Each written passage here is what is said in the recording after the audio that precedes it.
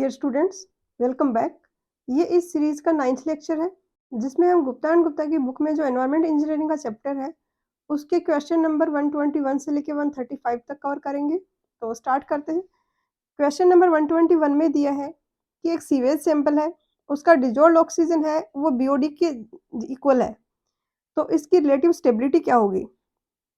तो relative stability होती है किसी भी सीवेज सैंपल में जो डिजोल्व ऑक्सीजन है डिवाइडेड बाय उसकी जो बायोलॉजिकल ऑक्सीजन रिक्वायरमेंट है मल्टीप्लाई बाय 100।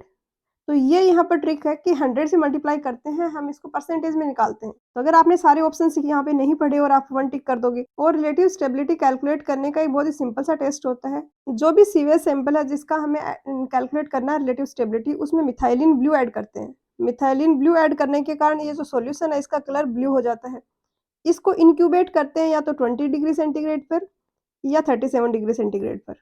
टाइम नोट करते हैं कि मिथाइलिन ब्लू ऐड करने के बाद कितने टाइम के बाद वो कलर है वो डिसअपियर होता है, और इस टाइम को हम नोट करते हैं और यहाँ पर ये जो फॉर्मूले दिए हैं इसमें वैल्यू रख देते हैं। मिथाइलिन ब्लू है, इसका कलर जो है ये डिसअपियर इसलिए होता है कि सारी ऑक्सीजन कंज्यूम होने के बाद अनएरोबिक प्रोसेस स्टार्ट हो जाएगा, और अनएरोबिक बैक्टीरिया जो डिकम्पोजिशन करते हैं तो एस्टोस प्रोड्यूस करते हैं, और एस है वो इस कलर के साथ रिएक्ट करके इसको रिमूव कर देती है। तो जितना ज़्यादा टाइम लग रहा है कलर को डिसअपियर होने में, उतनी ही लेट एनएरोबिक एक्टिविटी स्टार्ट हो रही है, मतलब उतना ही ज़्यादा डिजोल्व ऑक्सीजन है। तो टाइम जितना ज़्यादा लगेगा रिलेटिव स्टेबिलिटी उतनी ही ज़्यादा होगी। तो यहाँ पर आंसर हो जाएगा ऑप्शन बी 100। क्वेश्चन 122 में दिया है कि किसी स्ट्रीम में डिजोल्व ऑक्सीजन मैक्सिमम कब होगी। तो स्ट्रीम में जो डिजोल्व ऑक्सीजन होती है टेम्परेचर पे डिपेंड करती है। टेम्परेचर इंक्रीज करते हैं तो डीओ है वो डिक्रीज हो जाती है, उसकी सोल्युबिलिटी कम हो जाती है। तो इससे आपको ऐसा लग सकता है कि जब मिडनाइट का टाइम है तो उस टाइम टेम्परेचर सबसे कम है तो डिजोल्व ऑक्सीजन सबसे ज़्यादा होनी चाहिए, लेकिन होता इसका अपोजिट है। डिजोल्व ऑक्सीजन होती है मैक्सिमम दोपहर के टाइम। इसका नून में मैक्सिमम होने का रीज़न ये है कि स्ट्रीम है उसमें कुछ ना कुछ एल्गी या अदर एक्वेटिक प्लांट होंगे, वो फोटोसिंथेसिस करेंगे। फोटोसिंथेसिस के प्रोसेस में CO2 को कंज्यूम करेंगे और ऑक्सीजन प्रोड्यूस करेंगे, और ये ऑक्सीजन है ये डायरेक्टली वाटर में डिजोल्व हो जाएगी। तो इसके कारण नून के टाइम में मैक्सिमम डिजोल्व ऑक्सीजन होती है स्ट्रीम में, तो ए होगा इसका आंसर। क्वेश्चन 123 में दिया है कि फैक्युलेटिव बैक्टीरिया कौन से हैं। तो ये तो आपको पता होगा, 3 टाइप के बैक्टीरिया होते हैं मेनली, एरोबिक, एनारोबिक या एनारोब्स भी बोल सकते हैं, और फैक्युलेटिव। एरोबिक नाम से ही पता चल रहा है कि ऑक्सीजन की प्रेजेंस में काम करते हैं। एनारोबिक है ये ऑक्सीजन के एब्सेंस में काम करते हैं, और फैक्युलेटिव है ये ऑक्सीजन की प्रेजेंस में एब्सेंस में दोनों में ही काम कर सकते हैं। तो सी हो जाएगा presence as well as in absence of oxygen. Question 124 में दिया है कि सीवर में इंस्पेक्शन या क्लीनिंग के लिए एक्सेस करना हो सीवर को तो किसका यूज करते हैं। तो ये होते हैं मैन होल्स। आपने रोड वगैरह पे कहीं पे देखा होगा ऐसे सर्कुलर ढक्कन से रखे हुए होते हैं, कंक्रीट के बने हुए होंगे मोस्टली। तो ये मैन होल्स हैं सीवर्स में, जहाँ पर भी डायरेक्शन चेंज हो रही है, ग्रेडियंट चेंज हो रहा है या साइज चेंज हो रही है। और इन कंडीशंस के अलावा भी मैन होल प्रोवाइड करते हैं। क्या है कि अगर कहीं पे बहुत ही लंबा सीवर है, कोई लेंथ बहुत ज़्यादा है, तो ऐसा नहीं है कि इसमें ये सारी चीज़ें सेम है तो हम मैन होल प्रोवाइड नहीं करेंगे। इसमें भी गाइडलाइन है कि मैक्सिमम इतनी डिस्टेंस पे मैन होल्स प्रोवाइड किए जाने चाहिए। ये आरसीसी के चैम्बर्स होते हैं, बी हो जाएगा आंसर। क्वेश्चन 125 में दिया है कि सीवरेज सिस्टम है वो किसके लिए डिजाइन किया जाता है। तो सीवरेज सिस्टम से जो सीवरेज को कैरी करने वाले सिस्टम की अगर हम बात करें, जो पाइपलाइन वगैरह है, branch sewer, main sewer, lateral sewer, इन सबको डिजाइन कर लिए मैक्सिमम फ्लो और मिनिमम फ्लो दोनों को ही कंसिडर किया जाता है। एक्चुअली में इनका डिजाइन तो हम मैक्सिमम फ्लो के बेसिस पे करते हैं, बट फिर हम चेक अप्लाई करते हैं किसमें कि अगर जिस कंडीशन में मिनिमम फ्लो हो रहा है क्या वहाँ पर जो सेल्फ क्लींजिंग वेलोसिटी है क्या वो मेंटेन रह पा रही है। तो डी होगा maximum and minimum flow. Question 126 में दिया है कि सीवेज ट्रीटमेंट यूनिट्स हैं वो किसके लिए डिजाइन की जाती हैं। जो फ्लक्चुएशंस आ रहे हैं सीवर में वो जैसे जैसे हम लार्ज सीवर्स की तरफ बढ़ते हैं, हाउस सीवर से लेटरल में जाएंगे, लेटरल से मेन सीवर में जाएंगे, वैसे वैसे उनकी फ्लक्चुएशंस डिक्रीज होने लग जाते हैं। पहले जैसे कि हाउस सीवर है उसका ये इस तरीके से है, फ्लक्चुएशंस, ये डिस्चार्ज है, ये टाइम है। तो लेटरल सीवर का कुछ इस तरीके से होगा। इसका पीक इसके बाद में आएगा। क्यों? क्योंकि हाउस सीवर में का जो सीवेज है उसको लेटरल सीवर तक पहुंचने में कुछ टाइम लगेगा, तो इसके कारण लैग आएगा इनके पीक में। और सैंपल साइज बढ़ने के कारण इनमें वेरिएशंस डिक्रीज हो रहे हैं। हाउस सीवर में एक ही घर में 4 लोग हैं, सिर्फ वही यूज कर रहे हैं, तो उन पे डिपेंड कर रहा है कि कितना फ्लक्चुएशंस हो रहा है। अगर लेटरल सीवर की बात करें तो काफी सारे हाउस सीवर्स उसमें कनेक्टेड हैं, तो पॉपुलेशन साइज़ अब बढ़ गया है। एक बिल्डिंग में जैसे 100 के आस-पास लोग रह रहे हैं, तो 100 के लोगों पे डिपेंड करा अब इसका फ्लक्चुएशंस। तो ये पॉपुलेशन साइज़ या सैंपल साइज़ जितना बढ़ता जाता है, फ्लक्चुएशंस उतने ही कम होते जाते हैं। तो आउटफॉल सीवर में फ्लक्चुएशंस हाउस सीवर और लेटरल सीवर के कंपैरेटिवली काफ़ी कम हो जाते हैं। तो सीवेज ट्रीटमेंट यूनिट्स को एवरेज फ्लो के लिए हम डिज़ाइन कर सकते हैं। तो सी हो जाएगा आंसर। क्वेश्चन 127 में दिया है कि सीवर की लेइंग है वो कौन से इंस्ट्रूमेंट की हेल्प से करते हैं? तो इसके लिए हम साइड रेल्स और बोनिंग रोड्स यूज़ करते हैं। क्या होता है कि ये जो ट्रेंच है ये इसका हमें एक्सकवेशन करना है और इसके अंदर सीवर को ले करना है। तो इसके लिए ये वर्टिकल पोस्ट लगाते हैं और इसके बीच में ये कुछ विड्थ का एक लकड़ी का बना हुआ होता है ये, साइड रेल ये यहाँ पर लगा देते हैं। नेल्स के थ्रू इसको यहाँ पर फिक्स कर देते हैं।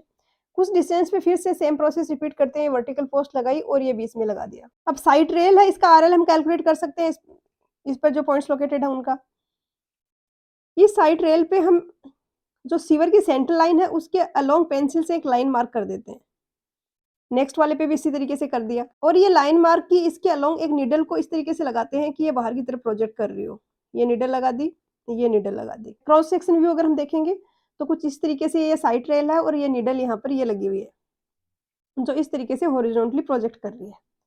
अब इन नीडल्स को कनेक्ट करते हुए एक स्ट्रिंग, एक रस्सी बांध देते हैं इनके बीच में। अब ये जो स्ट्रिंग यहाँ पर लगी हुई है, ये सीवर की सेंट्रल लाइन है, उसके पैरेलल है और हमें स्ट्रिंग का जो स्ट्रिंग के अलोंग लोकेटेड पॉइंट्स हैं उनका हम आरएल कैलकुलेट कर सकते हैं और हमें आरएल पता है इस वाले पॉइंट का, जो सीवर का इन्वर्ट लेवल है, ये वाला पॉइंट यहाँ पर जो लोकेटेड है। तो हम ये एच डिस्टेंस कैलकुलेट कर लेते हैं। तो अब हमें पता चल गया कि ये जो स्ट्रिंग यहाँ पर बंधी हुई है, इससे एच डेप्थ पे जो सीवर की सेंटर लाइन है वो होगी और एच डेप्थ पे वो पॉइंट कहाँ पे लोकेटेड होगा उसके लिए हेल्प लेते हैं हम बोनिंग रोड का। ये जो है ये बोनिंग रोड है।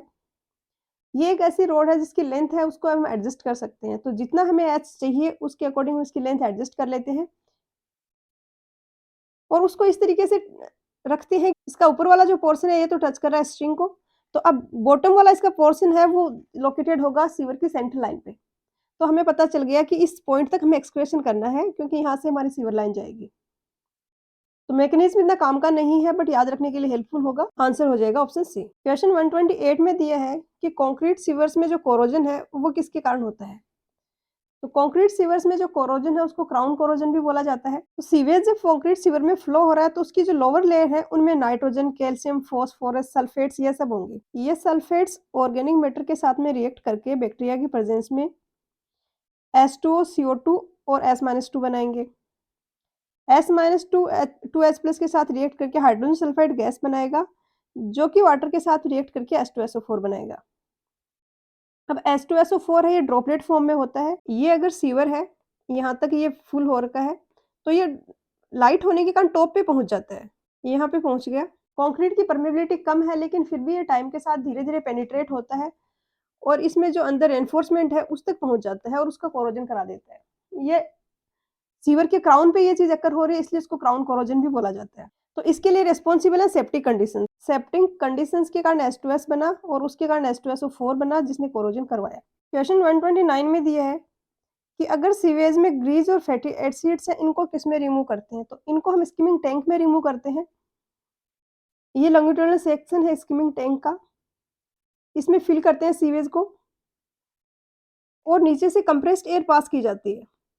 ये कंप्रेस्ड एयर जब ऊपर जाती है तो जो भी ग्रीस और फैटी एसिड्स वगैरह जो ऑयल वगैरह है सीवेज में, ये उसको अपने साथ में ऊपर ले जाती है और जो भी ग्रीस ऑयल वगैरह है लाइट होने के कारण यहाँ टॉप पे इकट्ठा हो जाता है और इसको फिर हम रिमूव कर लेते हैं। तो होगा skimming tank option C. Grit chamber है ये इनऑर्गेनिक जो पार्टिकल्स हैं जैसे सैंड के पार्टिकल, एग सेल्स जो हैवी हैं और इनऑर्गेनिक है उनको रिमूव करता है। डिटेरियस टैंक है, इसमें वेलोसिटी ग्रिड चेंबर से भी कम होती है। तो ये इनऑर्गेनिक मैटर के साथ-साथ में जो लार्ज ऑर्गेनिक मैटर है उसको भी रिमूव कर देता है। क्वेश्चन 130 में पूछा है कि ग्रिड चेंबर है उसका डिटेंशन पीरियड कितना होगा? तो इस तरीके से रेक्टेंगुलर टैंक होता है ग्रिड चेंबर। तो सीवेज सैंपल यहाँ पर एंटर हुआ और एग्जिट हुआ, इसके बीच में जो टाइम ड्यूरेशन है वो होता है इसका डिटेंशन पीरियड कि इतने टाइम है ये इस ग्रिड चेंबर में रहा। अब ग्रिड चेंबर का पर्पस है कि इसमें से इनऑर्गेनिक इम्प्योरिटीज को रिमूव करना। इनऑर्गेनिक इम्प्योरिटीज जैसे सैंड आ गई है कहीं से सीवेज में, एग सेल्स हैं। इनऑर्गेनिक इम्प्योरिटीज को हम इसलिए रिमूव कर रहे हैं कि इनको डिस्पोज करने में कोई इश्यू नहीं है, हम कहीं पर भी इनको डिस्पोज कर सकते हैं। क्योंकि इनमें डिकम्पोजिशन नहीं होता। ऑर्गेनिक मैटर को हम हर कहीं पे डिस्पोज़ नहीं कर सकते, क्योंकि ऑर्गेनिक मैटर में डिकम्पोजिशन होता है, जिसमें बैड स्मेल होगी, ऑक्सीजन कंज्यूम करेगा तो ऑक्सीजन की डेफिशिएंसी होगी आस-पास के एरिया में। अगर लैंड पे डिस्पोज़ कर रहे हैं, रिवर में कर रहे हैं, तो रिवर में से ऑक्सीजन कंज्यूम करेगा। तो हम सबसे पहले चाहते हैं कि जो भी इनऑर्गेनिक वाला इम्प्योरिटीज़ हैं, हम उनको फटाफट हटा के डिस्पोज़ कर दें, ताकि अपने प्लांट पे लोड कम हो जाए। तो इसकी में वेलोसिटी रखी जाती है, वो 0.3 मीटर पर सेकंड रखी जाती है। इस पर भी क्वेश्चन बनता है। जो ये इनऑर्गेनिक इम्प्योरिटीज़ रिमूव हो रही हैं, इनकी स्पेसिफिक ग्रेविटी इस रेंज में होती है और डिटेंशन पीरियड होता है 45 टू 90 सेकंड्स। अगर वेलोसिटी इसमें हम बहुत ही कम कर देते हैं ग्रिड चैम्बर में, तो जो सस्पेंडेड ऑर्गेनिक इम्प्योरिटीज़ हैं, वो भी डिपॉज़िट होने लग जाएँगी। हम नहीं चाहते कि इसमें ऑर्गेनिक इम्प्योरिटीज़ भी आएँ। क्वेश्चन 131 में दिया है कि नीचे दिए गए ऑप्शंस हैं, उनमें कौन-सी ऐसी यूनिट है, जो कि अनएरोबिक कंडीशंस में वर्क करती है? तो sludge digestion tank, septic tank, Imhoff tank में ऐसा होता है कि अपर पोर्शन में एरोबिक है, बट उसमें भी लोअर पोर्शन में अनएरोबिक कंडीशंस होती हैं। ट्रिकलिंग फिल्टर है, ये एरोबिक ट्रीटमेंट है। एक्टिवेट स्लज ट्रीटमेंट भी एरोबिक ट्रीटमेंट है, क्योंकि इनमें हम ऑक्सीजन प्रोवाइड कर रहे हैं। ट्रिकलिंग फिल्टर में क्या होता है कि ओपन एटमॉस्फेयर में बहुत कम रेट पे हम सीवेज को पास कराते हैं किसी मीडिया के ऊपर से, तो वहाँ पर जो एटमॉस्फेयर पे ऑक्सीजन है वो अवेलेबल है उसके लिए। एक्टिवेटेड स्लज ट्रीटमेंट में भी हम ऑक्सीजन प्रोवाइड करते हैं। सेडिमेंटेशन टैंक है, ये भी ओपन टू एटमॉस्फेयर होते हैं, तो ऑक्सीजन अवेलेबल रहती है। स्लज डाइजेशन टैंक है, ये क्लोज्ड टैंक होते हैं और इनमें कंडीशंस होती हैं वो अनएरोबिक होती हैं। तो आंसर होगा ऑप्शन ए। क्वेश्चन 132 में पूछा है कि सेप्टिक टैंक है, ये कौन-सा टैंक है? तो सेप्टिक टैंक इस तरीके से एक क्लोज्ड टैंक होता है, जिसमें ये हाउस से सीवर आ रहा है, वो अंदर एंटर होता है और बड़ा टैंक है, वेलोसिटी कम रखी जाती है, तो जो सेडिमेंट्स हैं, वो धीरे-धीरे डिपॉज़िट होने लग जाएँगे, जो स्लज है नीचे जम जाएगा। यहाँ पर दोनों प्रोसेस साइमल्टेनियसली हो रही हैं, सेडिमेंटेशन भी हो रहा है, सेटल भी हो रहे हैं पार्टिकल्स और इनका डिकम्पोज़िशन भी हो रहा है। जो स्लज यहाँ पर है, इसका अनएरोबिक कंडीशंस में धीरे-धीरे डिकम्पोज़िशन हो रहा है। तो बी होगा सेटलिंग और डाइजेशन। एरिएशन यहाँ पर नहीं है, सेप्टिक टैंक है, यहाँ पर क्लोज़्ड टैंक है, कोई हम ऑक्सीजन प्रोवाइड नहीं करते, ओपन टू एटमॉस्फेयर भी नहीं होता, तो इसमें अनएरोबिक कंडीशंस प्रिवेल करते हैं।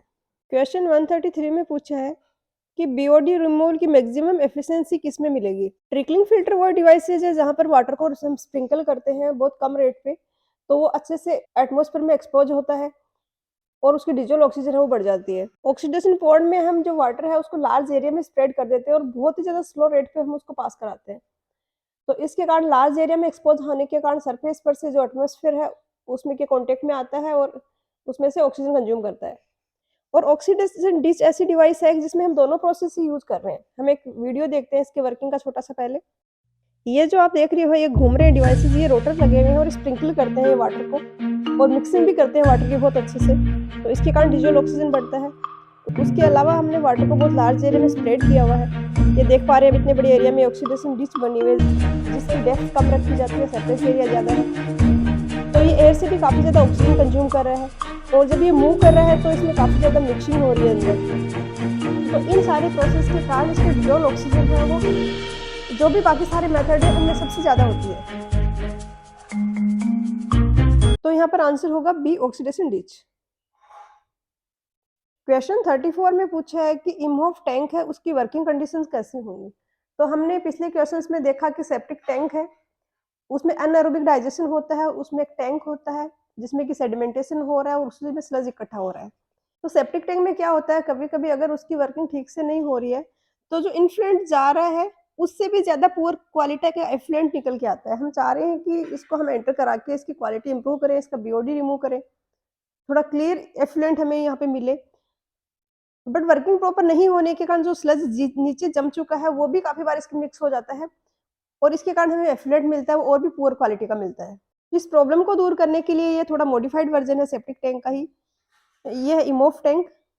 इसमें 2 अलग-अलग कंपार्टमेंट बना दिए। ऊपर वाला है सेटलिंग कंपार्टमेंट, यहाँ पर ये डाला हुआ है और ये धीरे-धीरे सेटल हो रहा है। तो यहाँ पर ये स्लज डाइजेशन का चेंबर है, ये सेटल होने वाला चेंबर है। तो हमने इनको सेपरेट कर दिया, तो इसके कारण जो सेप्टिक टैंक में प्रॉब्लम आ रही है वो दूर हो जाएगी।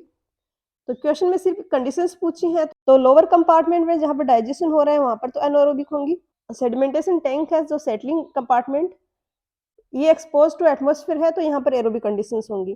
तो डी हो जाएगा आंसर। क्वेश्चन 135 में दिया है कि फैक्युलेटिव स्टेबलाइजेशन पॉन्ड है सीवेज में, वो कैसे ट्रीट करते हैं सीवेज को?